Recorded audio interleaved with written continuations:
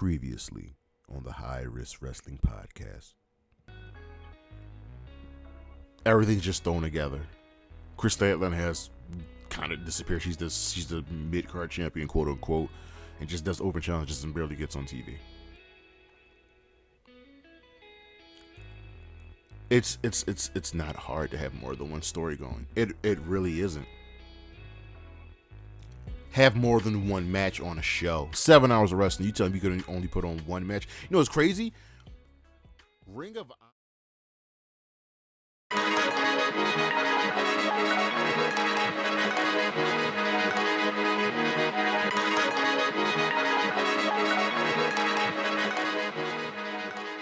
Good afternoon, good morning, good evening, everybody. It is Saturday, August 5th, and you know what that means. It is time for the High Risk Wrestling Podcast. I am your host, whatever everybody's saying, Jeremy Pierce. Welcome. I greatly appreciate it. As always, you know you can check me out on the socials, Charismatic Creations on Facebook and YouTube, Charismatic_Creations 52 on Instagram, the 215 spelled out on Twitter, and of course, coffee and Patreon. And today's show, well,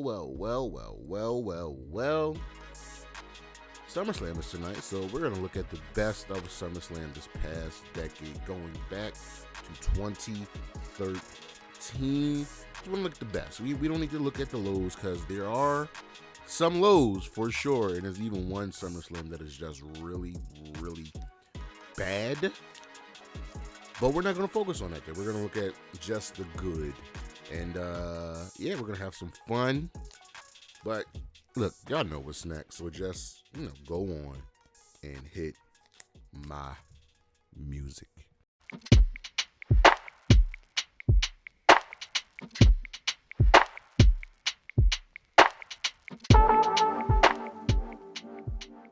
Since we're on the topic of the best of SummerSlam, you know we got to get that good list in.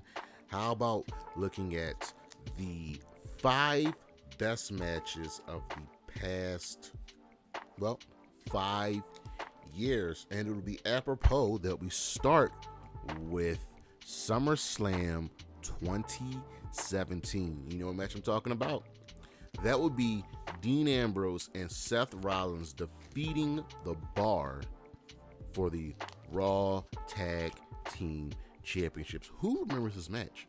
Who remembers just the really, really good heel work from Cesaro and Sheamus, and the work of Ambrose and Seth Rollins really, really gelling together? This was a fantastic match, went almost 20 minutes, and low-key is a sleeper for one of the best matches, tag matches in SummerSlam history. Number 4, Seth Rollins versus Brock Lesnar. And you're going to see Brock on this list a lot. You're going to see Brock on this show a lot. This was at SummerSlam 2019, and Seth Rollins was very much on a roll. Seth was coming for Brock. This match was for the Universal Championship, and these two had a feud for the better part of a year. They fought, I believe, in Saudi Arabia. They fought at WrestleMania, and here at SummerSlam, these two put on pretty much the best match on the card that year. This was a really down year for WrestleMania, but not for WrestleMania, for SummerSlam, but Seth and Brock really put in some strong work, and these two worked very, very, very well together. Number 3, Roman Reigns versus John Cena for the Universal Championship at SummerSlam 2021. Cena returned earlier that month, and man, boy, oh boy, this match eclipses the other best match on the card, which was Edge versus Seth Rollins, just a tiny bit. Cena, was gone for a while, but he and Roman put on just a really good match. Really good match with a great story, and that's what sets Roman's matches apart from a lot of people. But the story that was told, and Cena just being on top of his game, and then the addition of, one Brock Lesnar returning.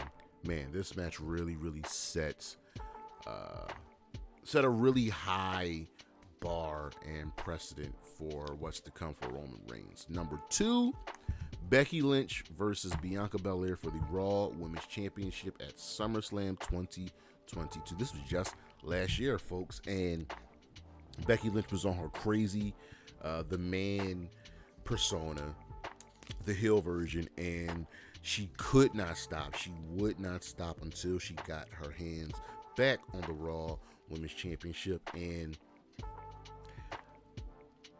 Bianca was, she was at the height of her powers here, okay? She was on her A game. And this match is ranked high just because of the fact that Becky separated her shoulder in the match and still finished the match and put on a banger of a match. This also saw the return of Bayley and the debut call-ups of Io Sky and Dakota Kai forming Damage Control. And number 1, Brock Lesnar versus Roman Reigns versus Samoa Joe versus Braun Strowman for the Universal Championship. Yes, ladies and gentlemen, go back and watch this match. This took place at SummerSlam 2017. This was not a good SummerSlam, but this match right here, boy, oh boy, banger. These two dudes just went at it. This was, as the words of Big E would say, big, meaty men slapping man meat, and I loved it. I loved every minute of it. It was just go, action. And once again, Brock Lesnar was involved here. Now, me personally, I would have pulled the trigger on Samoa Joe, but everything about this match is just completely awesome and a sight to behold. But what do you think? Did I miss something? But, I really don't think I did. But those are the 5 best matches from SummerSlam in the past 5 years.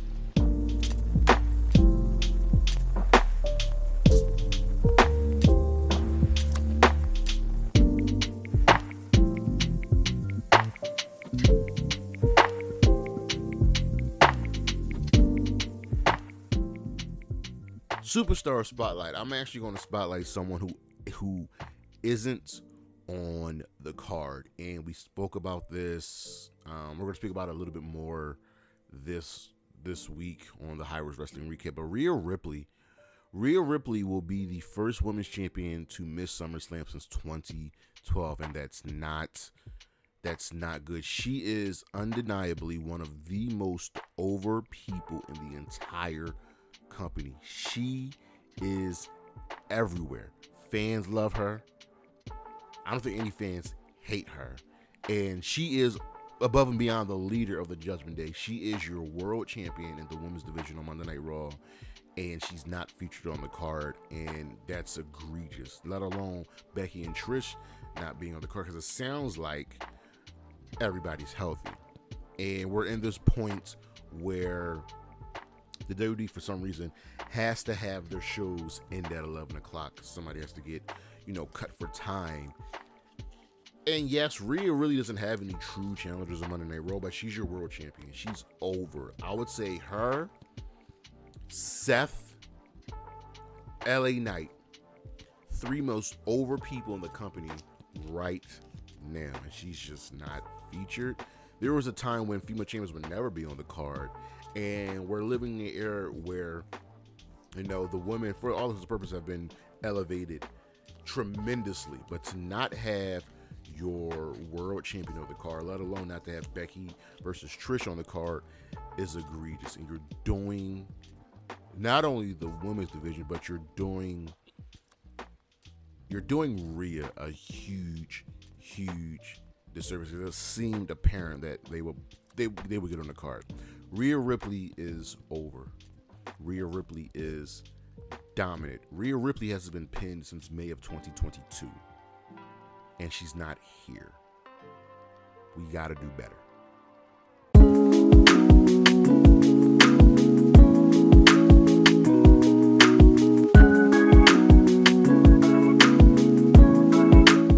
All right, so SummerSlam is it's one of the WWE's biggest shows. We know WrestleMania is first, so now it's a matter of where do you place SummerSlam? Is it behind the Rumble? Is it after the Rumble?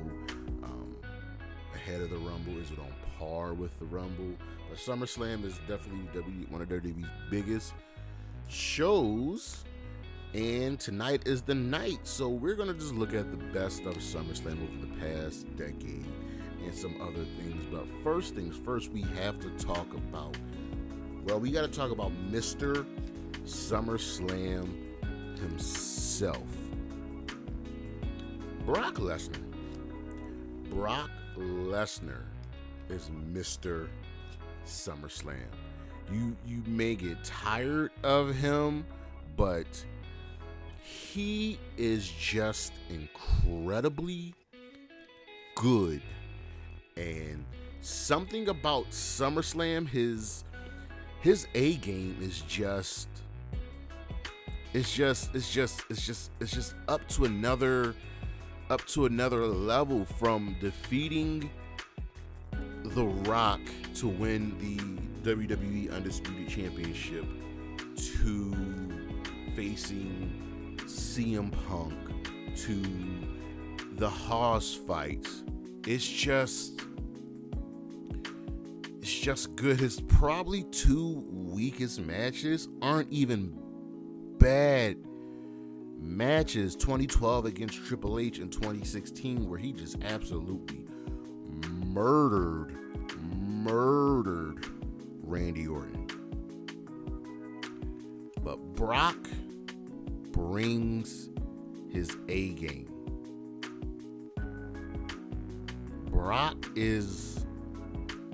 he's on another level. If we look at his matches, we had the two I just mentioned. We have the Fatal 4-Way, which I think is the best SummerSlam match in the last 5 years.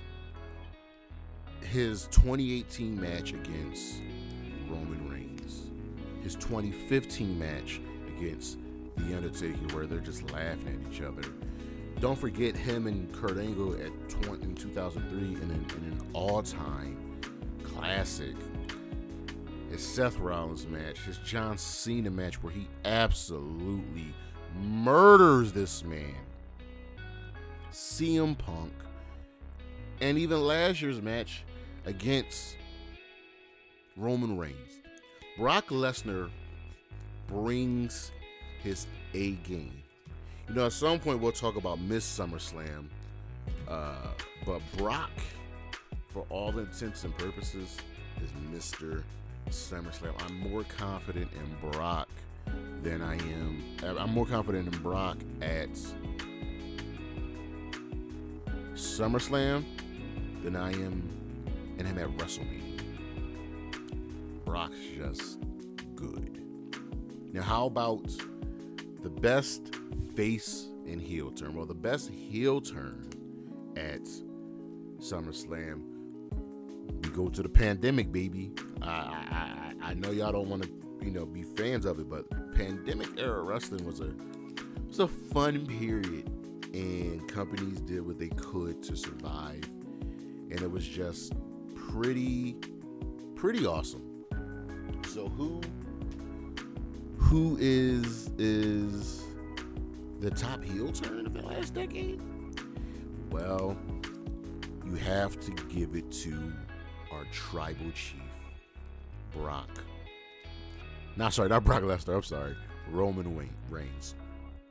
Roman just showing up SummerSlam 2020, and it was just something unexpected. We thought it would never happen. Roman was on the sidelines due to COVID, right? And then he comes back at SummerSlam after The Fiend defeated Bray Wyatt to win the Universal Championship. And then Roman just comes out and destroys them both, turning for heel, for the first time in 6 years. And it was so unexpected. It was so out of left field. I remember Roman was supposed to fight Goldberg at Pandemic Mania. Got sick, was away. And that right there led up to this, which gave us the birth of the Tribal Chief. It was so unexpected. And then next month, he would go on to, not even next month, 7 days later was Payback. Think about that. Payback was 7 days after SummerSlam. They had a pay-per-view. And Roman Reigns won the Universal Championship and is still the Universal Champion right now. That heel turn was so unexpected, but it was so good. Now, you might disagree with this, but I think the best face turn of the last decade was Becky Lynch. Leaving her heel crazy man persona and fully embracing the fans again, fully embracing the people that made her who she is. After her really good banger of a match that was marred by injury against Bianca Belair at SummerSlam 2022, Becky showed Bianca the respect. Becky shook her hand, Bianca hugged her, and the man of the people was back. So it was beautiful, and it was a good culmination of her story. And you would say that, well, what about Brock Lesnar returning and turning face? That was good, but just this about Becky, and it shows you just truly how really underutilized she's been and how big of a star she truly has become, because she's just the man at this point. So those are the two best heel and face turns. And how about a random cameo, a random moment. This person showed up twice. And I'm talking about Jon Stewart. SummerSlam 2015, he came out, he hit Cena with a chair and cost him his match against Seth Rollins. And what was Jon Stewart's reasoning? He didn't want to have Cena pass Ric Flair. Crazy. But then 2016, a year later, he shows up at SummerSlam, because we were back in Brooklyn back-to-back years, and he would introduce the New Day.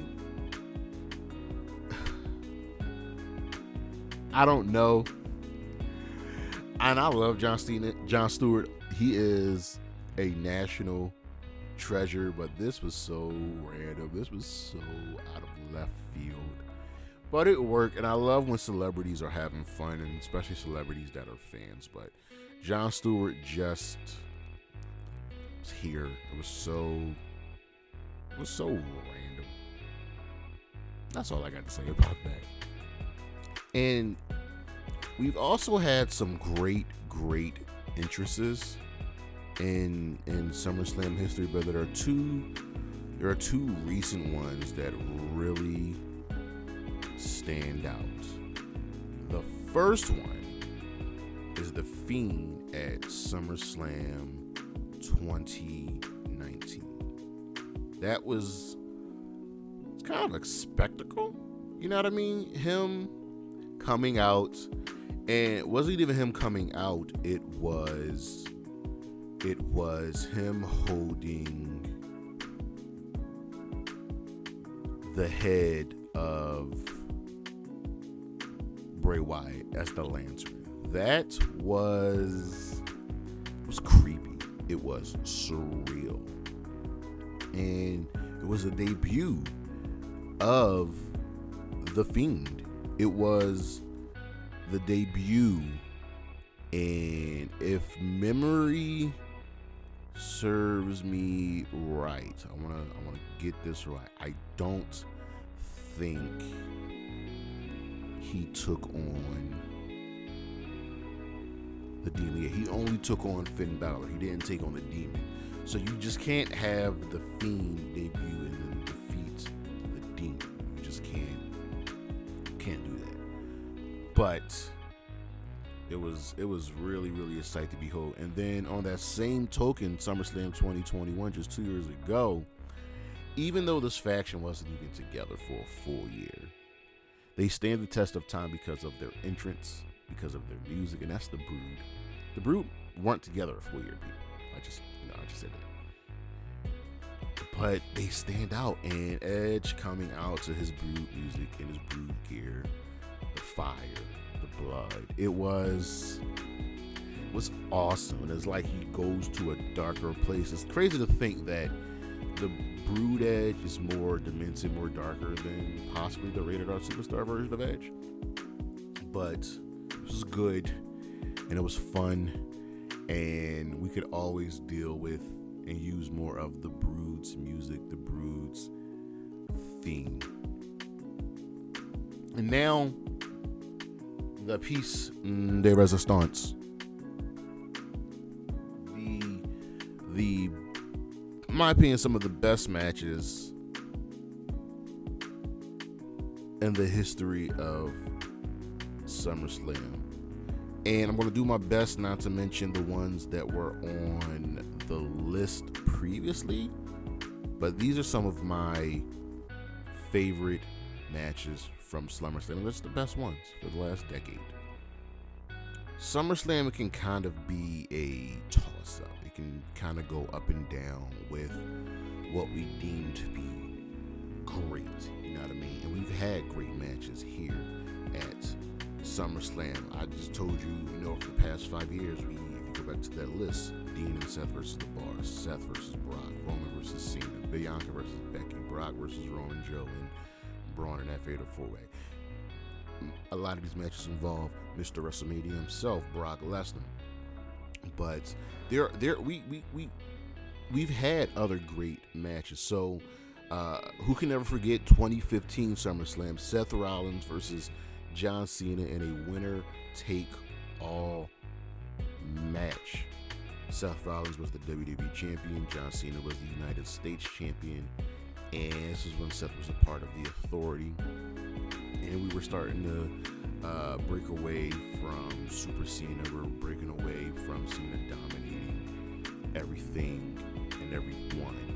And 2015, if we go back and look at that show, was a good show.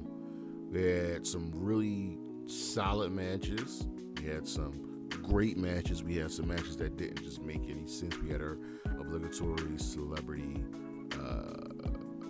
moment or match. But this was a good show. And even though it was bookended by Taker and Brock, Cena and Seth kind of have an unknown, it's kind of scary how good their chemistry is together, and we've only gotten them together a few times, you know what I mean? But the Authority was running things. The Authority was everywhere, and Seth was their guy. We had Seth, we had Randy, we had J&J Security and Corporate King. But there was something special about that Cena and Seth match, and Seth ultimately won that.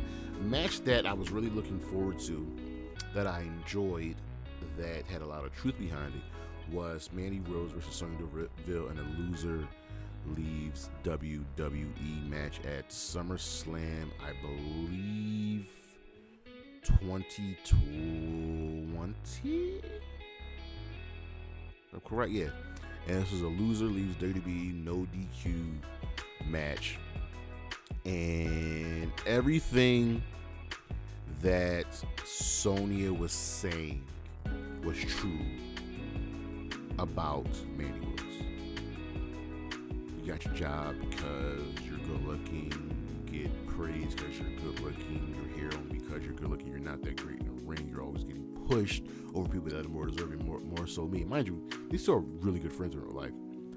But it was the first time that we saw Sonya Deville get a solid push, and she killed it. One thing that we got to see was that she is really good on the mic and should probably get more mic time. She should. And it was a solid affair. And also there was the part where Mandy was involved with Otis, and things just worked out for the better. It was a solid match, and it was a solid affair, and I am happy that Sonya really, really got a chance to shine. And now look at her. She is tag team champion. Also took a loss, but that's neither here nor there. We got to talk about that a little bit later. How about, listen, y'all. Now, this match might be the best SummerSlam match of all time. There's another match that's probably tied with it, but we'll discuss. And I'm talking about John Cena versus AJ Styles at SummerSlam 2016. These three had a banger of a feud, and their matches were just phenomenal. I don't mean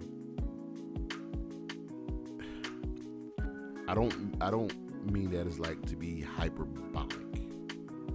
And what's even crazier about just how good this match is, their match in they topped themselves at the Royal Rumble. And in that Royal Rumble match, they never left the ring. But this SummerSlam match,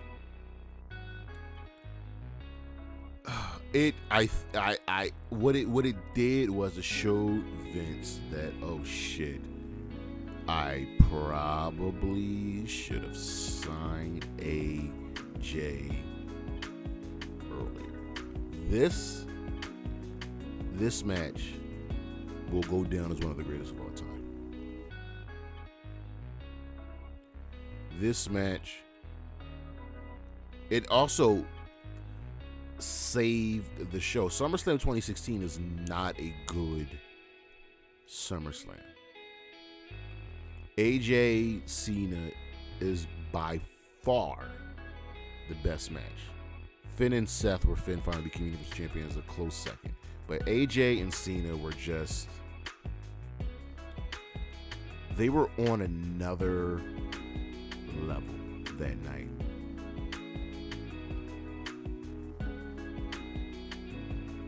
I wish they could have did more, like, together, because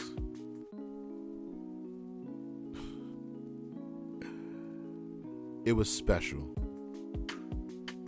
It was very, very, very special. And then we go to 2013 in the main event with the Yes Movement. John Cena defending the WWE Heavyweight Championship against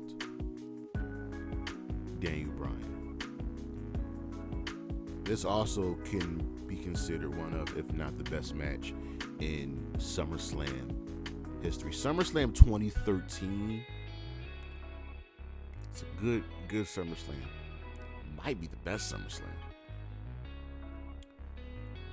But Cena and Daniel Bryan just went for it. We know the aftermath. We know the culmination. But this is the middle right here. This is the middle. Cena, Daniel Bryan. Daniel Bryan hitting that knee. Boy, the crowd going wild. Something to behold. And then on that same show, Brock Lesnar, CM Punk in a no DQ match was just as good.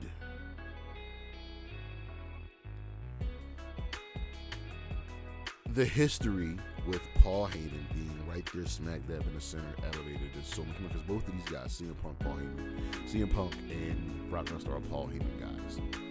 Paul Heyman rides and dies for these dudes. And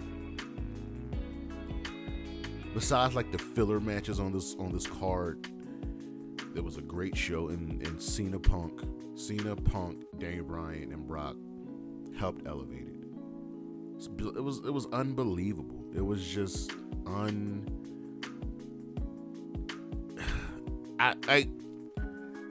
kind of at a loss for words, but those two matches are very much iconic. And SummerSlam 2018, one of my favorite matches was Carmella defending the SmackDown Women's Championships against Charlotte and Becky. And what this match did three things. One, it showed you that Carmella has gotten much, much better as a wrestler, can carry her own and hold her own. Two, it showed you that no matter what, Charlotte Flair will always be on top. No matter how much we, the fans, don't like it, don't want it, Charlotte will always be on top. And three, we got the birth of the man. Because when Charlotte won that match, and Charlotte should not have been in this match, just like she should not have been in the Becky Ronda match. Charlotte shouldn't have been in this match, but she won, nevertheless. And Becky turned. Becky lost her cool, and I don't fault her for it. I don't blame her for it. I don't.